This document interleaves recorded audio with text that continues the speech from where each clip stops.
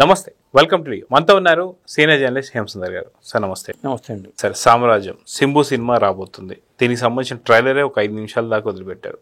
అదే ఒక వెట్రిమారన్ సంబంధించిన సినిమా. సో హోప్స్ ఎలా ఉన్నాయి?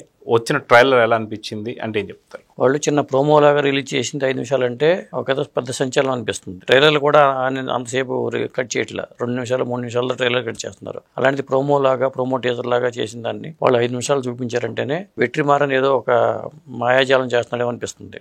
Untold story of vada Chennai అని పెట్టారు కాబట్టి గతంలో 2018లో వడా చెన్నై అనే సినిమా వచ్చింది. అందులో ధనుష్ నటించాడు. ఇప్పుడు ధనుష్ కూడా ఇందులో ఉంటాడనేది మనకు అర్థమవుతుంది. అంటే ఆ ధనుష్ పాత్ర ఏంటి లేదా సింబు పాత్ర ఏంటి? ఇతను మర్డరర్ గా ఉంటాడు. అతని స్టోరీని సినిమా తీద్దామని ఒక సినిమా టీం వెళ్ళటం, వాళ్ళకి కథ చెప్పడం, ఇంకా కథ అంతా కోర్టులో వ్యవహారం నడుస్తుంది, సగమే అయింది అని చెప్పడం కానీ, మీరు ఒక డిస్క్లైమర్ వేయండి అని చెప్పడం కానీ, ఇందులో హీరోగా ఎన్టీఆర్ అయితే బాగుంటాడని ఆ పాత్రని చెప్పడం కానీ ఒకంతా డిఫరెంట్గా ఉంది. ఎన్టీఆర్ ఉంటాడో లేదో తెలియదు కానీ మొత్తానికి అయితే ఆసక్తికరంగా అనిపిస్తుంది. సరే, మనం చూసుకుంటే సినిమాకి సంబంధించి 5 నిమిషాల పాటు ఈ యొక్క ప్రోమో వదలడం కావచ్చు, ఇవన్నీ మనం చూస్తూ వస్తున్నాం.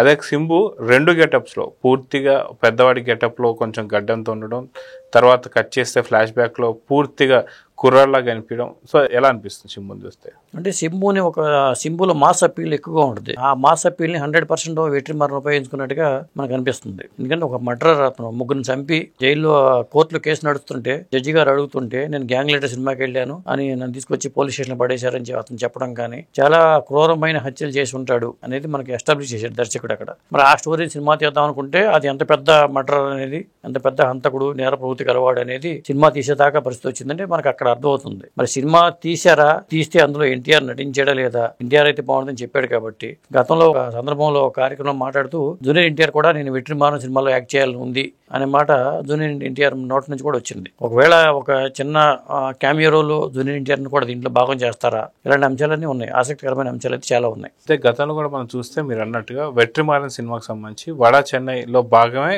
గతంలో సినిమా ధనుష్ సినిమా. ఇప్పుడు మళ్ళీ వడా చెన్నై సీక్వెల్ అనుకోవచ్చు.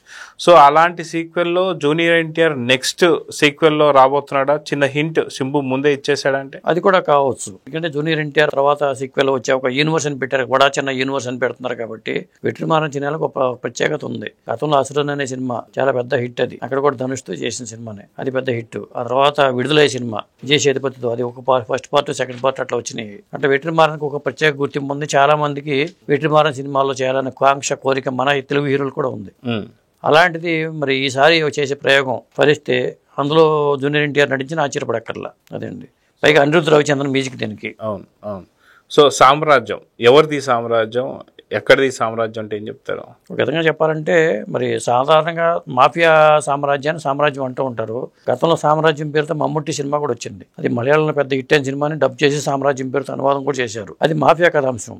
కానీ ఇది చూస్తే మాఫియా కథలాగా అనిపించలేదు. ఒక క్రూర హంతకుడు పాత్ర సింబు పాత్ర అనిపిస్తుంది. సింబు ఉంటే ధనుష్ పాత్ర ఏంటి? ధనుష్ పాత్ర అదే పాత్ర కంటిన్యూషన్ లాగా మనం అనుకోవాల్సి వస్తుంది ధనుష్ పాత్ర చూసుకుంటే. ఇక మరి ఇతను జీవిత చరిత్రని సినిమాగా తీశారా లేదా ఈ కోర్టులో జరిగే సంఘటనలు జరిగిన తర్వాత అసలు ఎందుకు 3 హత్య చేయాల్సి వచ్చింది, ఆ హత్యకు దారితీసిన పరిస్థితులు ఏంటి, దాని మీదే కథ వెళుతుందా లేకపోతే కోర్టు తర్వాత సన్నివేశాల తర్వాత కూడా కథ నడుస్తుందా అనేది మనకు తెలియదు. అయితే మొత్తానికి ఈ మధ్యకాలంలో మనం చూసుకుంటే మల్టీ స్టార్ సినిమాలు మంచి హిట్లు అవుతున్నాయి. సో అదేవిధంగా ఇక్కడ మన సింబు కావచ్చు, అదేవిధంగా ధనుష్ ఏమైనా కనిపిస్తాడా లేదా జూనియర్ ఎన్టీఆర్ ఏమైనా జస్ట్ మెరుపులాగా మెరిసి వెళ్ళిపోతాడా అనేటువంటి ఒక ఆలోచనలు అయితే ఉన్నాయి. సో అంచనాలు ఎలా ఉన్నాయంటే ఏం చెప్తారు? అంటే వాళ్ళు ఆర్టిస్ట్ పరంగా చూసుకుంటే భారీ బ్యాటింగ్ ఎక్కడ రాజీ పడకుండా చేస్తున్నారని అర్థమవుతుంది. వి క్రియేషన్స్ బ్యానర్ మీద. పైగా కళాయిపులే తాను రజనీకాంత్తో కబాలి ఇలాంటి సినిమాలు చేసిన కళాయిపులియే తాను ఈ సినిమాకి నిర్మాత. ఆయన ప్రమోషన్ విషయంలో కానీ ఎక్కడ తగ్గేది లేదు. కాబట్టి సింబుకి మళ్ళీ ఒక మంచి హిట్ రావాల్సిన అవసరం సింబుకి కూడా ఉంది. అతనికి వెట్రిమారన్తో చేసే అవకాశం రావడం కానీ, మరి ఈ ప్రాజెక్టులో అతను భాగం కావడం కానీ సింబుకి ప్లస్ పాయింటే. వెట్రిమారన్ కూడా విడుదల పార్ట్ 2 వచ్చినా కానీ అదంతా అనుకున్న ఇది ఫలితం రాలా. మళ్ళీ వెట్రిమారన్ తనేంటో తను ప్రూవ్ చేసుకోవాల్సిన అవసరం కూడా ఉంది. మొత్తానికి అందరి పరిస్థితుల్లోటిని అటు సింబుకి ఒక కెరీర్కి ఒక మైల్ రాయిగాను ఈ సినిమా మిగిలే అవకాశం కనిపిస్తుంది. అలాగే ధనుష్ కూడా ఆల్రెడీ వెట్రిమారన్తో చేసి ఉన్నాడు కాబట్టి ధనుష్ కూడా మంచి ప్రాజెక్ట్ అవుతుంది. మొత్తానికి ఈ యూనివర్స్ ఇక్కడ ఆగుతుందా లేకపోతే సామ్రాజ్యాన్ని బాగా విస్తరిస్తారో తెలియదు. మొత్తానికి untold story of vada Chennai అని పెట్టారు కాబట్టి ఆ అన్టోల్డ్ స్టోరీ ఏంటి అనేది ఒక సస్పెన్స్. సో చూద్దాం సార్, ఖచ్చితంగా ఏదైతే వడా చెన్నై ఓన్లీ చెన్నైకి మాత్రం పరిమితం కాబోతుందా లేదా ఆంధ్ర, కన్నడ అలాంటి ప్రాంతాలకు కూడా వెళ్ళబోతుందా అనేది చూద్దాం. మరి నమస్తే. నమస్తే అండి.